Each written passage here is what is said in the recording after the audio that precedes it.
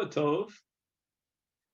We have to finish up on Daf Yutes Amid Beis.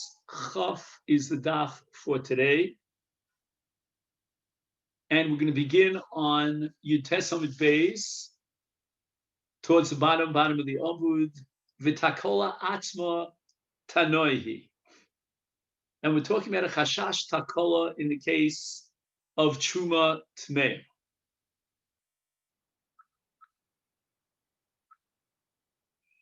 And the Gemara here on the bottom of Yutes Amid Beis says Takola Atzma Tanoihi. We have to be choshesh in the case of Truma Tmeya that maybe a person might come to eat it if we delay the destruction of the Truma. The Sanya we learned in the Brisa. The Brisa records a machlokas between Beis Hillel and Beit Shammai, which we touched on in the last shir, and that's the case of Chavis Shel Yain Truma Tmeya. Beit Shammai omrim tishafech chevel, throw it all out, bechavila achas, the entire volume, and don't do what's called ziluf, which Amir Hashem will speak about, because if he does ziluf, it's a long process, and even if he does the entire ziluf within one day, we still have to be concerned with the possibility that he might come to drink inadvertently the Truma Tmeya. And now the Brisa quotes the Shita of, excuse me, of Beis Hillel. Beis Hillel Omrim, you don't have to pour out the entire Truma Tmeya, the entire Chavis, the Vasachas in one fell swoop, but rather Teosa Ziluf, you should do Ziluf.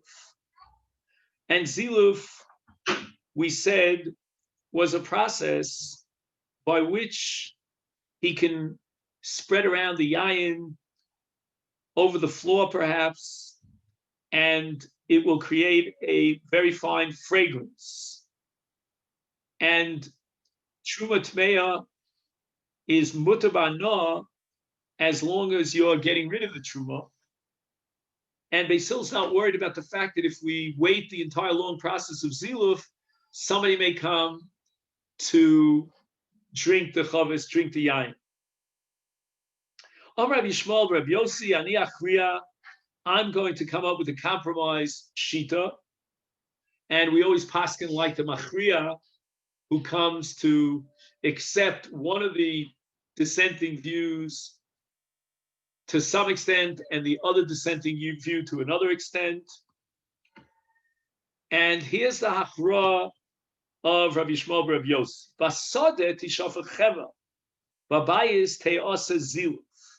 If he's out in the fields and he has this chavis of yayin tmeya, of truma tmeya, he's going to bring it all the way over to his house. And in the meantime, during this course of time, till he brings it successfully into this house, he may chalila come to drink from the wine.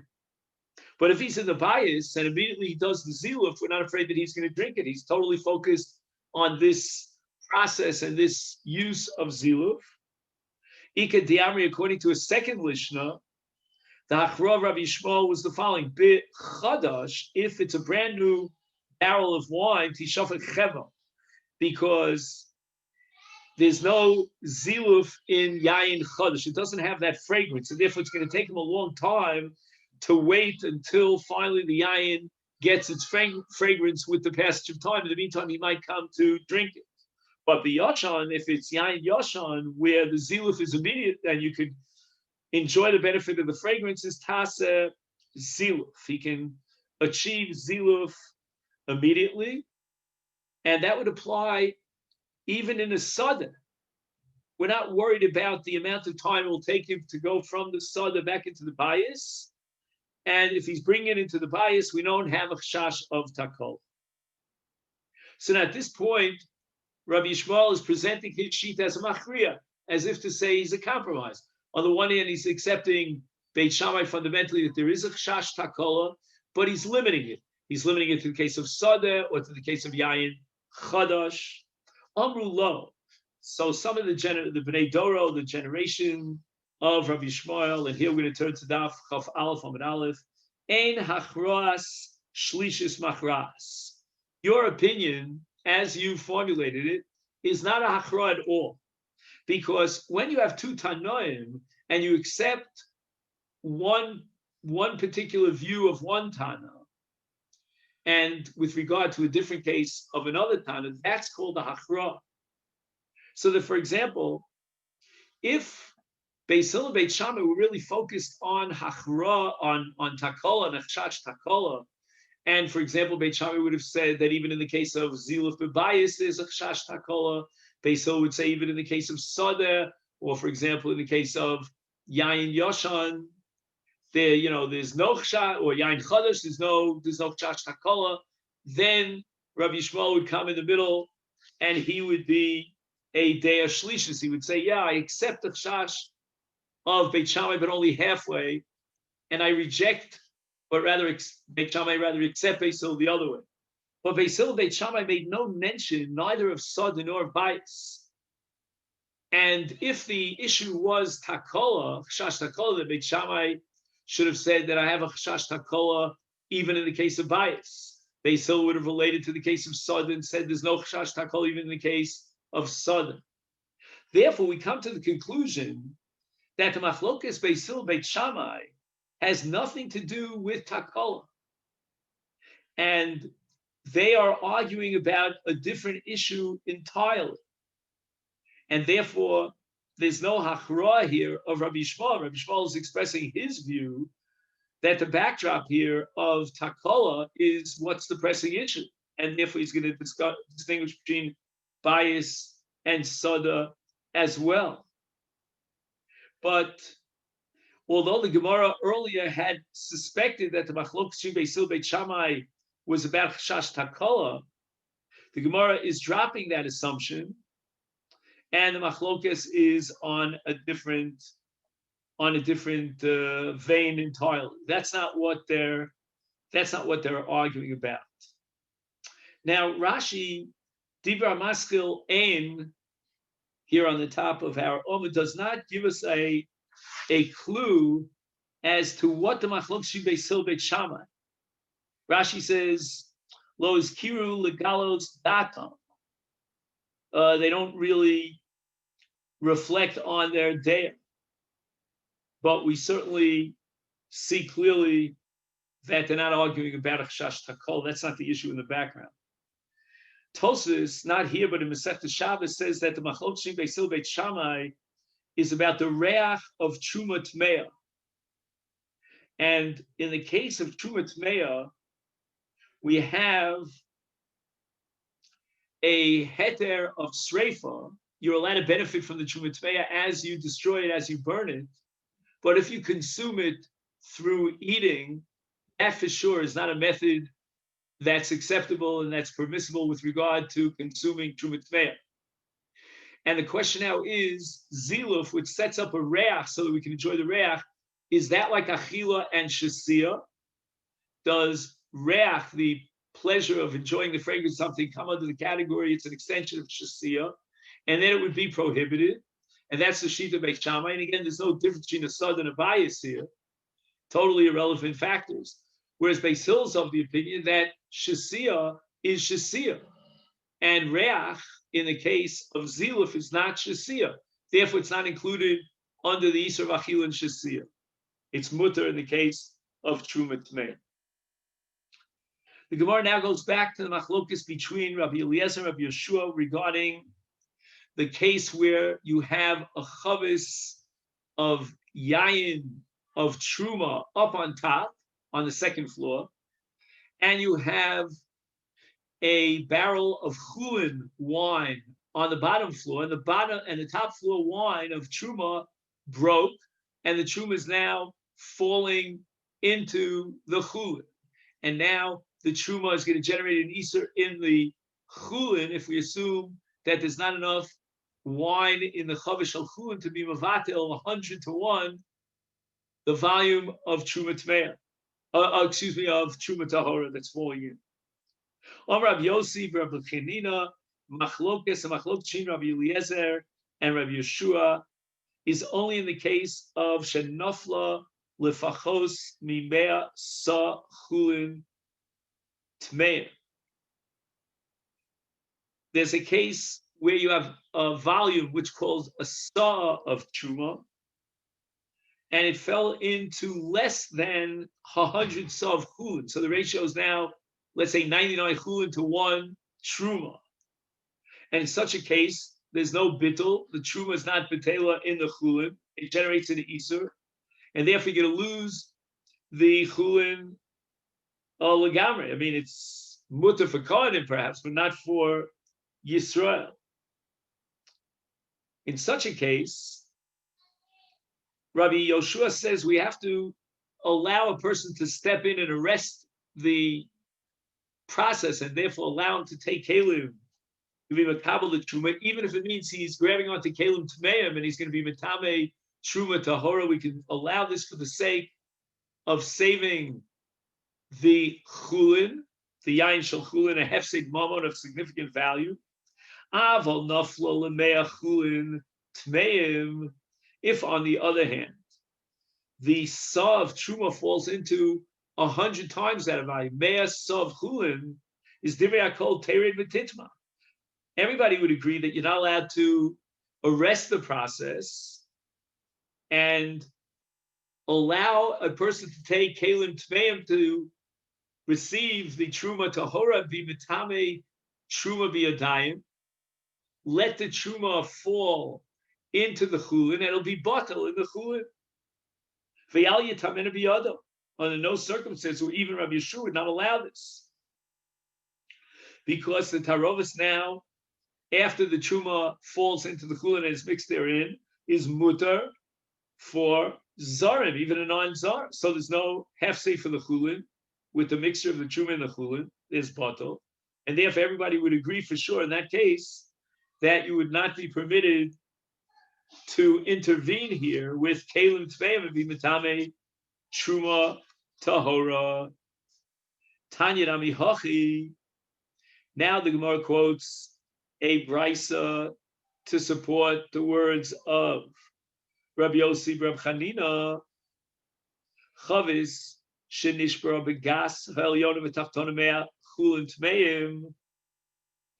If the chavis is now broken and you have a volume of chulin in the bottom barrel that's receiving the truma, and it is mea chulin, which means that there's no possibility of bittul, is Moder Rabbi Eliezer Rabbi Yeshua she'im yochel lahatzil mimenu revius bitara yatzil v'imlav tered v'titma v'al titakmenu biyado. And the Gemara says that this is a little bit strange here, that Rabbi Eliezer is being modeh to Rabbi Yoshua.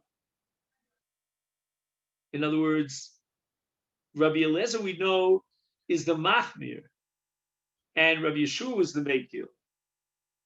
Here you got it in the reverse. The Gemara immediately raises this objection. Hi modeh Rabbi Eliezer, Rabbi Yeshua. The language here doesn't seem to make that much sense. It should not say modeh Rabbi Eliezer, Rabbi Yeshua. It should say modeh Rabbi Yeshua, Rabbi Eliezer b'boile. It should say just the opposite. And Rashi clarifies the Gemara's kasha. He says the following: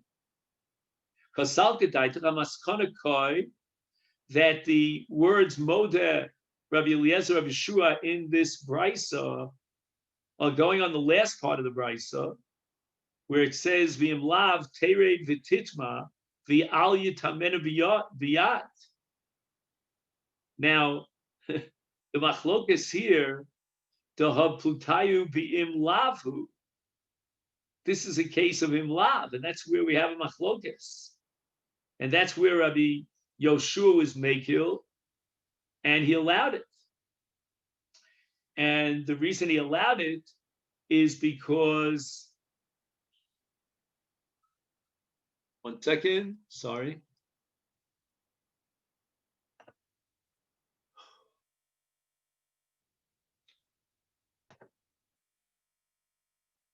And that's what Rashi points out over here, that Moder Rabbi Yeshua, the Amar Liel Yitamenu Biyad. Rabbi Yeshua is the one who was making and allowed you to be Matami Biyad by taking the Kelim Tmeim.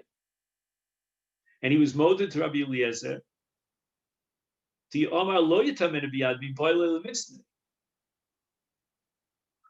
The language of the Brisa should read that Rabbi Yeshua be Moder in this case, because there will be bittul when the yain falls into the chulin, that you're not allowed to be metami the yain biyad. So Rava gives the answer, Rava epoch. We have to change the gears of the Brisa, and it should read Moder Rabbi Yeshua Rabbi Eliezer. However, Rav Huna, Bered Rav Yoshua Omar, Li Olam Lote, there's no need to switch it around. We can maintain the text of the Brisa, the gears of the Brisa as is. What's the case? The Kli Shesocho Tahar, the Gabo Tome. So when it says Moder Rabbi Eliezer, it goes back on a case of a Kli Shesocho Tahar, the Gabo Tome. Rashi says, Hi Moder, Lava Seifa Koi,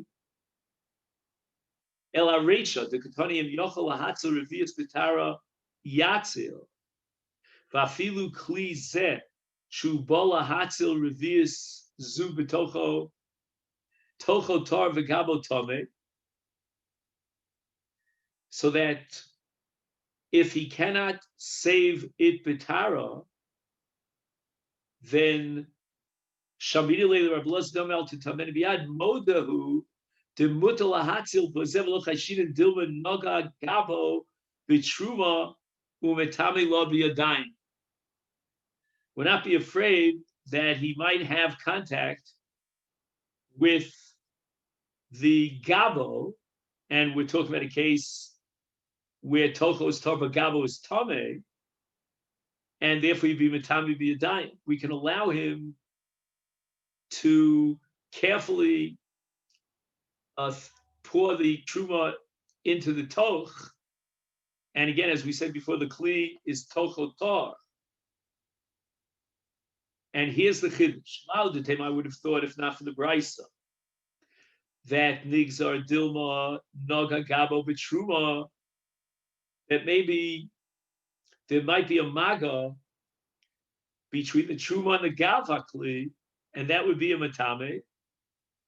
Kamash Malon, the Bryce wants to tell me that even Rabbi Eliezer, who generally prohibits to be Matami Truma B'Yadayim, here in this case, we're not choshesh at all.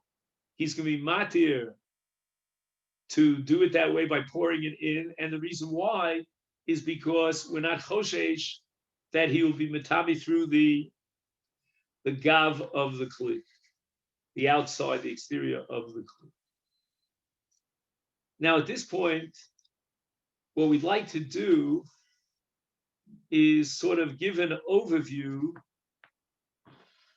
of the various shitos of Rabbi Yeshua as far as truma that's about to go down to ibud. So this will be a little bit of